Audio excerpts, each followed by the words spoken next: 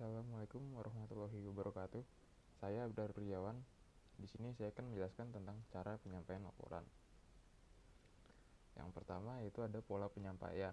Pola penyampaian terdiri dari berbagai macam urutan. Yang pertama, urutan waktu. Di urutan waktu ini, kita melaporkan kegiatan dimulai dari misalnya pagi, siang, sore, lalu malam, atau dari hari pertama, hari kedua, hari ketiga, dan seterusnya. Yang kedua ada urutan tempat. Misalnya kita melaporkan hasil kunjungan ke sebuah perusahaan. Kita dapat melaporkan hasil kunjungan dari gedung bagian penerbitan hingga ke gedung bagian percetakan. Lalu yang ketiga ada urutan umum khusus. Urutan umum khusus ini misalnya kita melaporkan hasil kunjungan ke pabrik. Laporan dimulai dari tinjauan umum tentang sejarah pabrik, lokasi pabrik, dan perkembangan pabrik. Diikuti dengan hal-hal khusus seperti proses produksi, pemasaran, dan sebagainya. Lalu yang keempat ada urutan khusus umum. Misalnya ketika melaporkan hasil percobaan, kita dapat melaporkan dari deskripsi data, analisis data, lalu kesimpulan. Yang kelima ada urutan penyelesaian masalah. Misalnya ketika melaporkan kemacetan lalu lintas, kita bisa melaporkannya dari suasana kemacetan yang sedang terjadi, lalu penyebab-penyebab kemacetan tersebut, dan yang terakhir cara mengatasi kemacetan tersebut.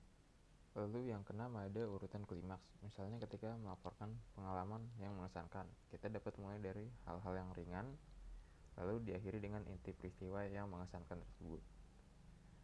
Selanjutnya ada urutan anti klimaks. Biasanya digunakan ketika melaporkan kecelakaan. Dimulai dari jumlah korban yang tewas, lalu diikuti dengan jumlah korban yang luka berat, luka ringan, dan tindak lanjut kepada korban. Nomor 8 ada urutan sebab akibat. Misalnya melaporkan bencana banjir. Laporan dimulai dari penyebab banjir seperti hujan yang terus-menerus, lalu tanggul atau waduk yang bobol, baru kemudian diceritakan akibatnya, yaitu kondisi banjir yang sedang terjadi. Dan yang terakhir ada urutan akibat sebab. Misalnya ketika melaporkan kebakaran, laporan dimulai dari akibatnya, yaitu kondisi kebakarannya dulu beserta korbannya, baru kemudian diikuti penjelasan penyebab terjadinya kebakaran.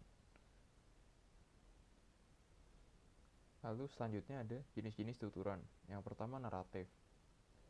Tuturan ini bertujuan agar pembaca atau pendengar seolah-olah mengalami kejadian yang sedang diceritakan. Lalu ada deskriptif, menggambarkan suatu objek agar pembaca atau pendengar merasa seolah-olah melihat sendiri objek yang sedang digambarkan. Yang ketiga ada ekspositoris, bertujuan agar pembaca atau pendengar mendapat informasi dan pengetahuan dengan sejelas-jelasnya.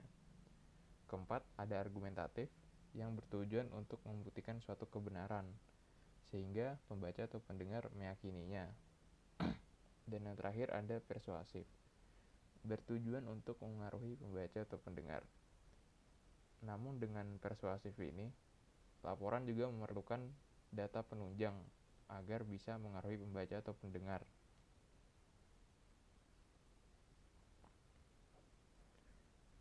Sekian dari kami, kelompok 8. Kalau ada salah-salah kata mohon maaf. Wassalamualaikum warahmatullahi wabarakatuh.